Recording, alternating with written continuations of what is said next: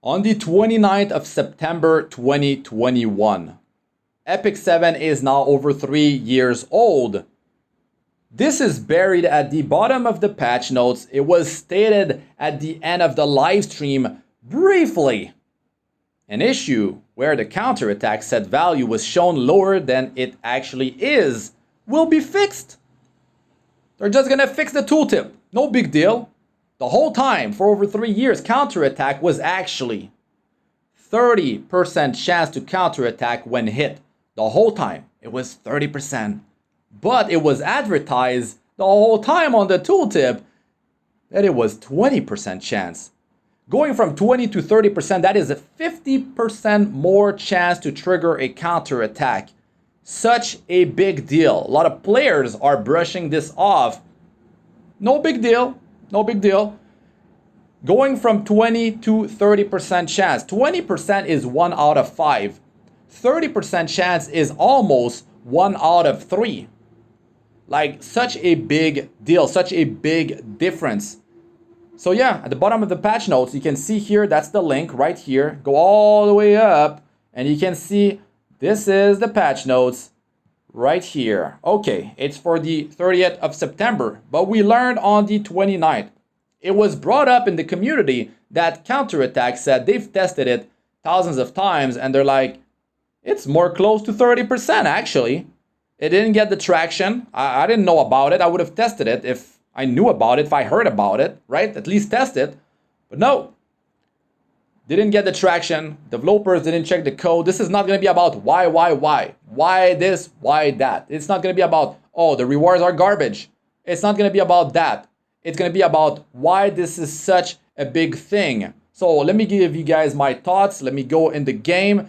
You guys, let us know what you guys think about all that in the comment section. You can smash the like button if you want this video to get more traction, to open other players' eyes to what is more efficient to farm in the game. So let's begin. Deep down, most of us had a feeling that counterattack might have been higher than a 20% chance to trigger, right? Now, why is this such a bad thing? Well, when it comes down to decision making, of where should you be spending your energy, you know, if I knew 30% was actually the trigger rate of the counterattack set, well, I would have been farming Banshee. I would have been recommending players to be farming Banshee over Wyvern, especially as a free-to-play player. And I'll break it down. I'll let you guys know why this is the way I think about things. So you can see right now the counter set, it's still on 20% to counterattack when attacked. That's the tooltip in the game, and it has been so for over 3 years when Epic 7 was released. But yes, like I said, it's actually 30% chance. Now that means that the counterattack set actually has a higher value than we thought, and it actually kind of lowers the value of the other sets in turn. So the amount of free energy that everyone gets in the game, if you log into the game, if you're into the game at specific hours twice a day, you already get 100 energy in your mailbox twice a day, right? There's the web event, you're already getting, you know, upward of 200 energy. You're getting 200 energy, you complete 4 of them here, you got chances here, you can get them charm, bunch of stuff, right? Sometimes you get a leaf, you get more than 1 leaf, you get more energy, that's great. And sometimes you can you try a few chances and then you can unlock something, some chests or whatever, get more rewards. Maybe you can get more leaf, more energy that way. But everyone, if you get the 100 energy twice a day, if you buy the energy from friendship points every day, if your guild is active and you are getting the, if they're buying the energy for 1,000,000 gold for the whole guild, right? Let's go here in the conquest point shop. You can get 40 energy, right? 3 times every day. You get all that energy. You can get upward of 1,000 energy as a free-to-play player for free. Everyone gets that. You spend money, you don't spend money, you will be getting that if you're in the game at the right times. There's 2 windows of opportunities. It's an hour each. If you're in the game at those times, you get 100 energy. I don't quite know. I just play so much that most of the time I get those pieces of energy. But in the guild, if your guild leader, they're buying that stuff, right? Most of the time they're going to be buying the energy here, the 30 energy for 1,000,000 gold. And then if you have some spare proof of courage, you're going to be buying the 50 energy for the whole guild if you have proof of courage left from buying the guild supply chest. So a lot of chances to get energy, as well as watching publicities. You can go here, right? You can go event news, and then 5 times 5 publicities, 20 energy each. That's another 100 energy right there. There's other ways, right? Like you log in into the game, login rewards, special events, stream reward. You get a box, and then you input the password, right, from the stream nowadays, and then you get 3 leaves. That's more energy. So on average, if you're active in the game, you're getting over 1,000 energy. So that means it's almost 400,000 energy per year if you're active, and you're getting all that stuff. So with the extra rewards, monthly login reward, with various event reward, you're getting around 400,000 energy. And all that energy will be spent farming for different things. You're doing side story, doing adventure, doing unrecorded history, doing some spirit altar, when there's the double drop rate event, pushing the automated tower every 2 weeks. There's definitely different ways to spend your energy, but most of the time you're going to be grinding these hunt stages. So I've been recommending Wyvern to a lot of players because speed is kind of king, right?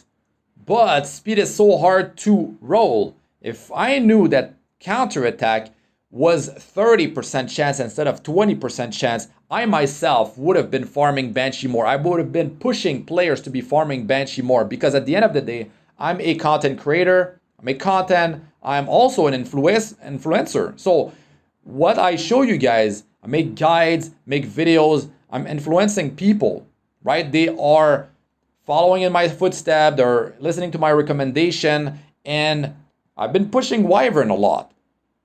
I've been learning more and more that, for myself, by starting a new account, testing a different playstyle, playing more bruiser playstyle, and surviving like until turn 2, retaliating, incorporating counter set, a lifesteal set, immunity set, instead of like chasing for high speed on every like piece of gear that has speed on a speed set, 3-4 speed, trying to roll that, see at +3, +6 if you get a decent roll of speed, if it rolls into speed, right? Heroic gear rolls between 1 and 5 speed. Item level, I believe, 78 up to 85. Actually, up to 88. So heroic is between 1 and 5 speed. Yeah, you can get 1 speed quite a few times, even back to back. It happens to a lot of players. Once in a blue moon, you get 5 speed. On epic gear, it is actually a 2 to 5 speed roll that you can get, right? 5, extremely rare. So of course, counter attack set has, counters, like ways for you to not trigger the counter attack with heroes like Pavel's skill number 2. You can use various heroes for that. There's not that many, but they're there. Spectre Tenebria, skill number 1. She attacks even 2 targets when her skill number 3 is on cooldown. So you don't trigger counter attack with the skill number 1. Very powerful stuff, but as a player that maybe heavily relies on counter set, you could be picking these heroes as well. Well, maybe not Pavel. I mean, maybe you're trying to contest speed on, let's say you have a Pavel. But yeah, there's ways to not trigger counter attack. There's not that many though. But Spectre Tenebria is very meta, most effective tactic available. She's used a lot in PvP and RTA, used in arena offense, guild war defense, offense. Landy with her skill number 3 doesn't trigger counter attack. So yeah, there's some heroes that don't trigger counter attack, but there's not that many. Counter attack set is even more valuable now because yes, the value didn't change. It was always 30%, but the information was incorrect. In the tooltip, it's been stating 20% instead of the 30%, which is actually true value. So yes, like we've been lied to, and it took a really long time for them to actually say so. Maybe they just learned about it, right? That's pretty brutal, because think about all the speed gear that you might have farmed, all the energy that you spent into Wyvern, right? When you could have been farming Banshee. Banshee, especially for free-to-play players, is going to be better than farming Wyvern heavily because you have reactive sets, counter, lifesteal is healing you too, lifesteal is reliable healing, and destruction set's great, resist set is actually quite powerful because you're trying to stack high effect resistance to resist debuffs, cleanse your team off of debuffs, very powerful stuff. Slower playstyle, turn 2, bruiser team, you're building health, defense, you wait until the enemy dealt their burst damage. Maybe they're gaining a lot of turns on you, but counterattack set might be changing things up, right? You're triggering a counter here and there. A lot of heroes have very powerful counterattack with the skill number 1. I mean, Charles can trigger skill 1 into skill number 2 from a simple counterattack. If the target's buffed, it's a 70% chance to trigger skill number 2 as well. Follow up, that's very, very strong. A lot of damage. Not meta like he was in the past on defense, but still, there's other heroes that are very strong, have very strong skill number 1. I mean, Spectre Tenebria can attack 2 targets when her skill 3 is on cooldown. Arbiter Vildred can attack 2 targets, push back combat units by 15%. There's a lot of skill 1 that are strong, and not only for damage dealers. Could be landing debuff, you could be crippling the enemy. A Dizzy that attacks everyone with skill 1 on an Abyssal Crown, she could counterattack and stun 1 or more of your heroes because of the Abyssal Crown artifact. Like, so powerful. And then you got heroes that can sustain your team. Maybe they heal, maybe they apply barrier, like Rowana. You could have like a hero like Maid Chloe that can stun and then pushes the combat units of your team because you stun them. You could have a silence on skill 1, Angel of Light Angelica. You could have, a healing barrier, a removing debuff with skill 1, Elena, right?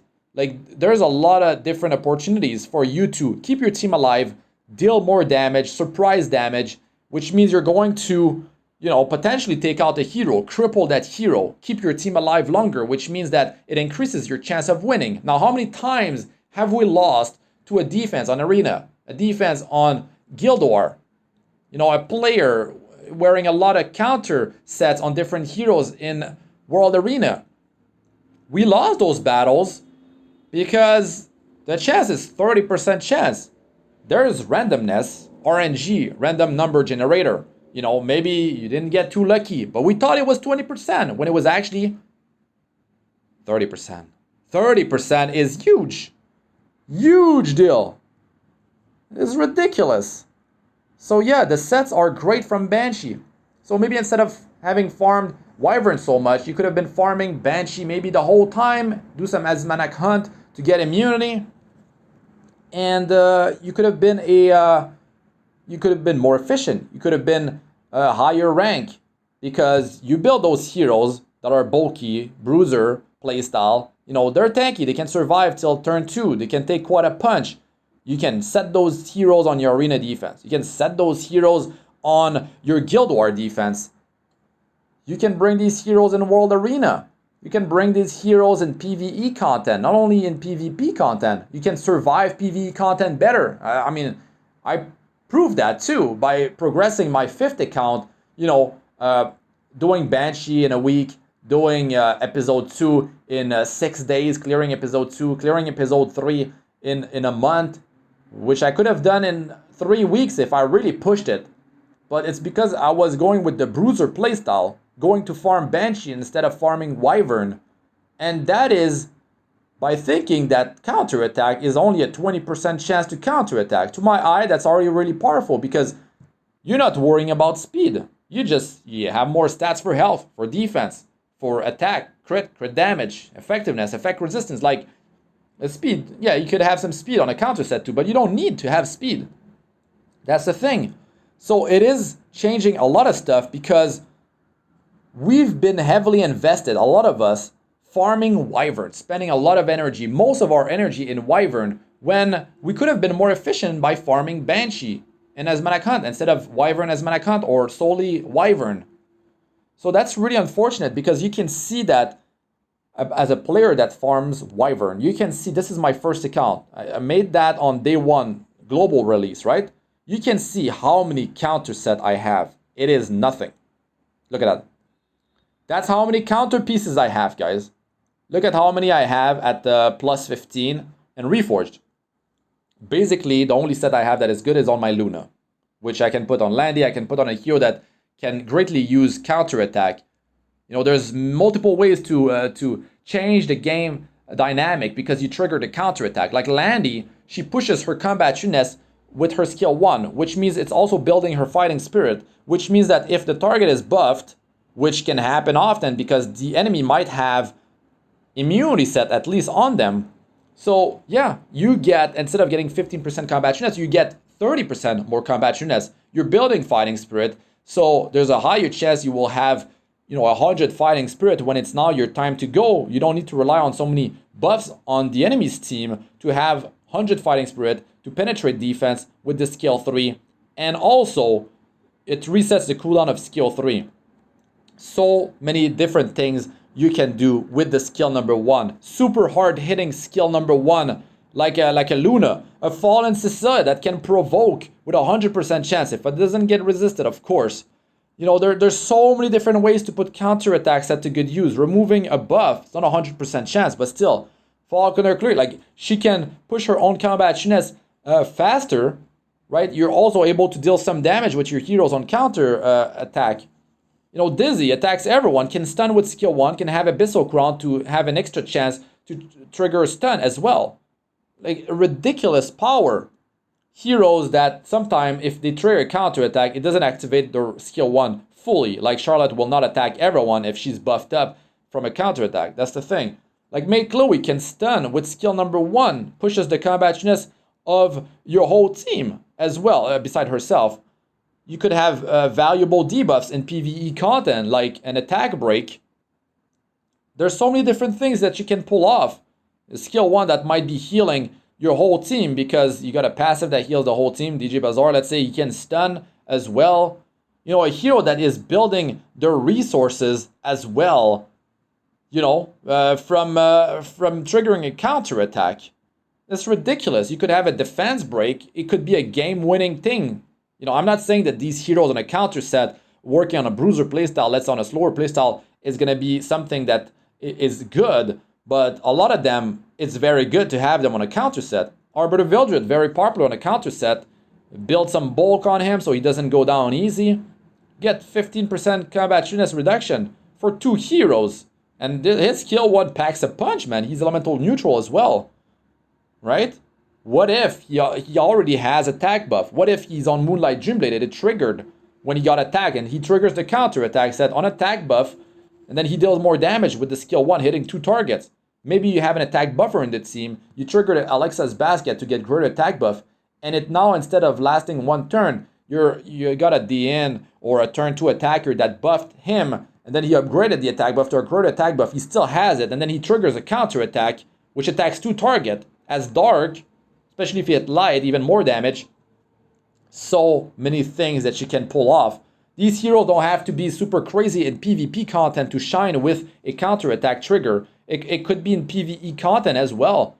You know, you don't need to go for speed. You could be farming your Banshee with like green heroes that you could put them on counter attack. Like Mercenary Helga, like a defense, extra defense break, more damage. You know, it could be making your runs more successful. That's the thing. Some heroes, when they trigger the counter attack, don't activate their mechanic. Like top model Luluka can only attack 1 extra attack, like 1 attack. She doesn't trigger the extra attack when she counter attacks, right? Even like a green Vildred, you bring him in Banshee, let's say on a counter attack set, he could be attacking 2 targets, taking the ads out, you know, another chance, another target to hit that could go down and triggering his Dancing Blade, attacking everyone, giving him attack buff. You know, Kairon, he attacks everyone when he's buffed, right? Like, that's ridiculous. That is ridiculous. And if he triggers a counter attack, you know, like, that's so much damage. That is so much damage. That's ridiculous. Like, he's so dangerous. Like, like Kairon built with, like, no speed and high offense. he can murder your heroes. Like, stuff like that can happen. Some heroes can trigger dual attack with skill 1. If they trigger counter attack, well, it will not call another hero into a dual attack. That's the thing. Not saying these heroes are gonna work, but let's say for PvE content, let's say you have so much counter sets because you've been farming a Banshee instead of farming Wyvern. You can heal your heroes. You know, you can deal tremendous damage. You have more stats to invest into, health, defense, attack, crit damage, instead of worrying about speed, which is something very hard to obtain, something that players cannot easily get, and it's reserved mostly for day one players, long time players, players that spend money. Dolphins, whales, and even players that spend a bit of money. They're dolphins, don't have to be a whale. You spend some money in the game, you spend a lot on getting leaf packs, spend on getting more energy to farm Wyvern, when all that time you could reserve some of that energy and have been farming, let's say, Banshee. Have a mix of, speed gear, gear from the Wyvern, gear from the Banshee, gear from Asmanac Hunt. Balance it out better instead of focusing too much on Wyvern. Newer players, free-to-play players, Banshee and Asmanac Hunt, like let's say 90% Banshee, 10% Asmanac Hunt, something like that would be very good. It could be very successful because you don't have to worry about speed. Speed is very hard to get. So many heroes can shine on a counter set, some more than others, some definitely more than others, but most heroes can definitely be very successful on a counter-attack set. And another big problem is that a lot of players have been pulling for heroes for a particular playstyle. Let's say you're farming Wyvern and you're going for speed cleave, speed single target burst, or you're a bruiser type of player, right? And you're farming Wyvern, but if you knew that counter-attack was actually 30% chance of triggering, that would have affected your decision. There could be a high chance you'd be highly likely to have been farming Banshee instead of Wyvern, or at least balance it out, right? That energy is not easy to get. It takes time. It's gated behind time or money to buy a leaf, buy more energy, buy sky stones, which is converted into energy. Like, that's the thing. A hero like a Soul Weaver, like Destina, that can heal an ally, with the lowest health, or Ruel of Light, triggering that extra bit of healing, allowing your hero with the lowest amount of health to stay alive just a bit longer, allowing you to potentially survive what's coming your way. Like Alencia, she cannot trigger the passive trample with a counter attack set, but landing a debuff like a defense break is a big deal. And counter attack stacks with Elbrus Ritual Sword. Counter attack set triggers with a lot of counter attack built-in mechanism. Like, they already have it counter attack in their passive, right? If an ally gets hit, but it works together. It's an extra chance. If they have a counter attack chance to counter attack when they get hit because of their passive, you can put counter attack set on that hero, and that hero will have a higher chance to counter attack. It's not additive, it's an extra chance to trigger counter attack. 30%, that's really good, man. Really, really good. So many heroes are quite devastating with a counter set. Not only that, you're getting lifesteal set. Lifesteal set is very, very good on so many different heroes. Meta heroes like Green Violet, Remnant Violet. You could even have a lifesteal set on a Spectre Tenebria to give her that extra surprise effect, extra bulk if she stays alive and she sustains herself.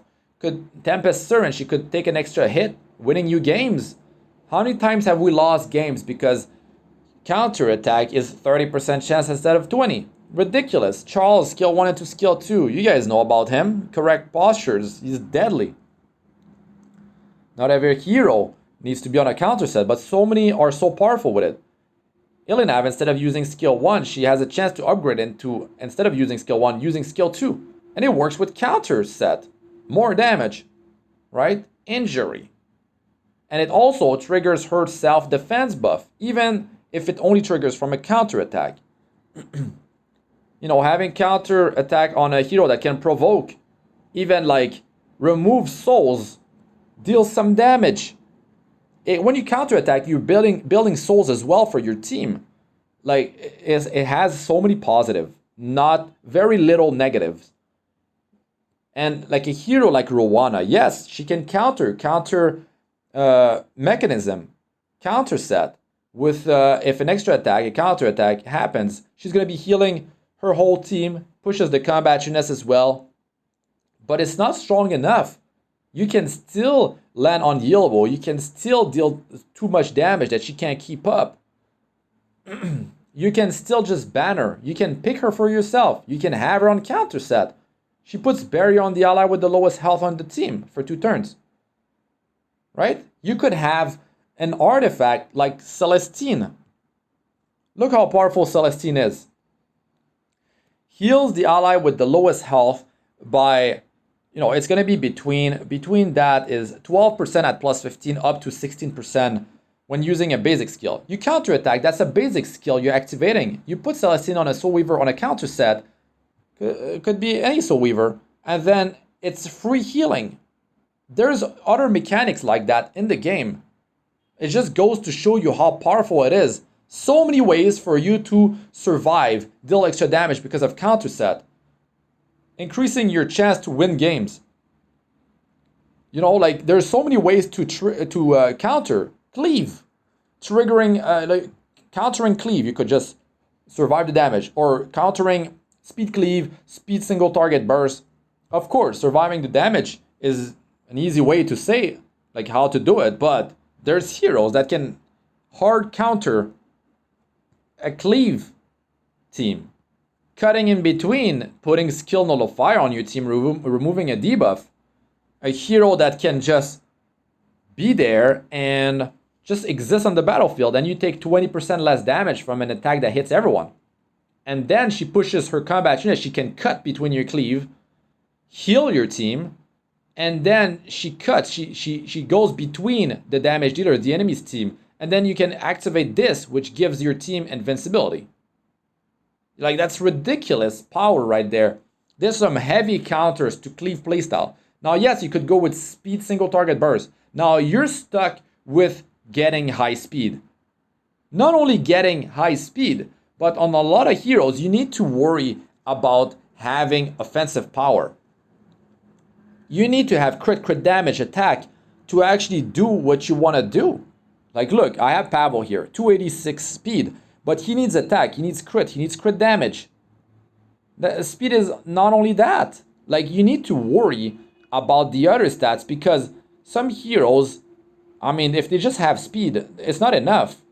They need the damage. And if you're trying to put all your best speed gear into a combat units booster hero to get your whole team to follow after that 1 or 2 combat units readiness booster hero, it's not gonna work. They could just counter you with a Caides. They could counter your damage with an Angel of Light Angelica. If you use a combat units booster, you might need to double up on those. That means the enemy can just let those 2 heroes triggering non-attack skill be in the game, which they don't have a big impact outside of letting your team go back to back. Then that's 2 heroes. Then you have 2 heroes that can deal damage. Now, you're reducing heavily the amount of damage you're able to deal versus the enemy, which means you're not going to be able to take them down. Easier for them to survive your damage. They could be on counter. They could have nice bulk. They could have artifact to keep them alive longer. Aureus. They could have 2 knights with Aureus. They could have Adamant Shield on another knight. Could have Crimson Armament to take less damage from your attacks. So many different ways. Going for speed means that you need to go first. And the enemy that is wearing counter sets might have maybe they farm Wyvern and they decide to put all their best speed gear on a hero. Let's say they manage to get some offensive power too, some crit damage and attack. Maybe they have their Assassin Sid pimped up with like 300 speed. He could be messing your whole plan up, and the rest of their team is going to be able to survive what you're throwing at them, which means they're going to win so much easier. Like, it's so easy for them to win. And if a counter attack triggers in your combo, it could disrupt your whole plan. You could lose a hero. Like, some heroes deal damage and get an extra turn. Maybe you go down before you get that extra turn and you can attack again. It could disrupt you. It could be a dizzy counter, landing stun on some heroes that didn't go yet, or you're trying to go multiple times before the enemy, and yeah, you get stunned. You lose that whole turn, and you need to build another 100% combat just after that turn when you don't have the stun on you. So many ways to mess things up. Heroes stop a cleave. Could be here using a hero that can cleave, just like doesn't go down because he has immortality, and then, oh god, if a counter attack triggers, you know, that's the thing. It's so dangerous. So dangerous. A hero that has immortality, Briar Witch's area. A hero like Tempest Siren that cannot go down with one hit. She requires 2 hits. You add barrier on her. You add some healing because she has lifesteal set. So many ways, man. So many ways. They could have their best speed gear on a Green Bazaar. He could mess you up good. He can just have Tagil's Ancient Book. Soulburn his skill 3. Don't have effectiveness. Just pure speed on him. And he can counter your whole playstyle. Yes, you can ban him. But maybe that player got 2 heroes with high speed. You can only ban 1. The other heroes let through. He can disrupt your whole plan. That's just one strategy. We're not talking about the other heroes that are super bulky, super tanky, high health, high defense on a counter set with a powerful skill 1 that can really mess your plan up. So yeah, I wanted to bring this to light, right? Like how bad it is, because a lot of us would have been farming Banshee. A lot of us would be building quite a few heroes on counter sets. Like the whole time we could have been doing that, and we could have been more efficient, more successful in PvP now, because these heroes can be set on your defense in arena. It could be set on your Guild War defense. You can bring them in World Arena. You can bring them on offense for Arena Guild War, and you can bring them in PvE content as well. But then if you farm speed, Wyvern, those heroes, you might not be able to put them on your defense, your Arena defense, your Guild War defense. And that's a playstyle you need to heavily commit to, and you need to always be on top of your game. Get the new heroes, right? They're releasing counters to your playstyle, or they're releasing that brand new hero that is so powerful that can really win you games, like a Straz. Like he can win games by taking out a knight, like one shot that knight, let's say, and you know, have invincibility. Almost guarantee he's going to go with the skill number 2, deal tremendous damage, but he could be banned. He gets banned all the time by players that run turn 2 teams, tanky teams, counter lifesteal, high effect resistance, lower playstyle, right? They don't worry about speed, but they got tools at their disposal to stay alive longer. And you have to be up there. You have to follow the meta. You have to get the new shiny toys that are very powerful, that will open a lot of like opportunities for you. But if you cannot get those heroes because they're Moonlight 5-star heroes, you're a free-to-play player, you don't have the resources to be pulling to get all these new shiny toys, and they like to do the back-to-back hero that is very strong for a certain playstyle. They do the back-to-back, and then you're stuck. And then they release a hero that just counters Tagil's Ancient Book, soul gain throughout the battle, blocks soul gain from a passive, right? Just be on the battlefield, exist. That's another hero you need to ban, to worry about. You know, they're not enough with everything that's already in the game, and they will keep releasing heroes like that. Yeah, they will release more heroes that don't trigger counterattack, but at which rate? At which rate? Yeah, you do get so much more value by farming Banshee. Anyways, this video was much longer than I wanted it to be. But yeah, smash the like button so more people can get the information, get the knowledge, and maybe change their playstyle, mix it up. Now farm some Banshee instead of sticking to Wyvern. Can check out my videos, can check my progression on my 5th account by farming Banshee and some as Maniac Hunt. I've done so well for myself. You can be in the same boat. You could be starting a new account. You could be changing up your playstyle. And you don't need, as a bruiser player, you know, rely on counter set, or you don't even need to rely on counter. When it happens, it happens. You know, it's a chance, and it's exciting too. It's gonna help you to stay alive, deal more damage, disrupt the enemy. It's a chance. It's a 30% chance, 50% better than 20%. Very good. And these heroes can be used almost everywhere when they're built like that. You don't need speed to complete PvE content. You could do PvE content with 3-star heroes, no problem. So check my progression. It will open your eyes. You'll get a better understanding. And I also talk about these things in my videos as I guide you, give you tips and all that, progress efficiently, and have a roster hero that can be brought in multiple areas of the game instead of chasing for those hero that require you to have very high speed and also have other stats on top of it all, like crit damage attack or high effectiveness, high speed, some survivability. It's rough out there for free-to-play players if you're trying to go and get a lot of speed. But you don't have to. You don't have to. You can be more successful by farming Banshee, or at least, you know, mix it up.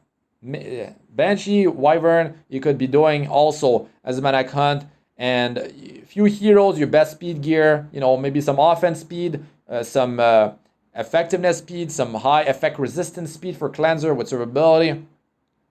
And some other heroes that are so powerful with their skill 1, put them on counter. No speed, very little speed. You can do very good for yourself. That's it, man. That's my rant. At least I hope I gave you guys some information. You learned something out of this. But don't brush it off, because a lot of us have spent, 3 years.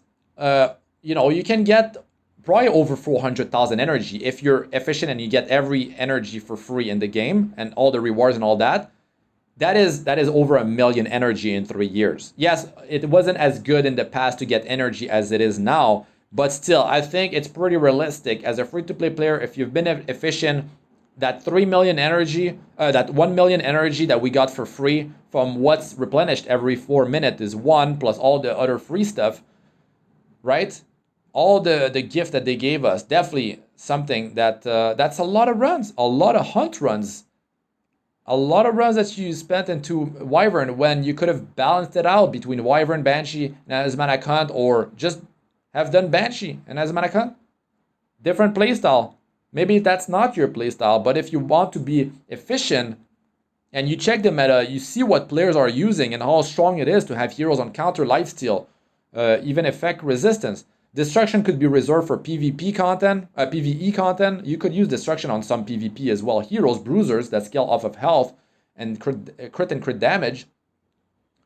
So yeah, that's what I wanted to say. Yeah, I'll talk more about that stuff in the future and make more videos, maybe shorter too, that bring up these points. But yeah, that's it for this one. Let us know what you guys think in the comment section. I'm Astranox. Good luck with all you do. Peace out for now.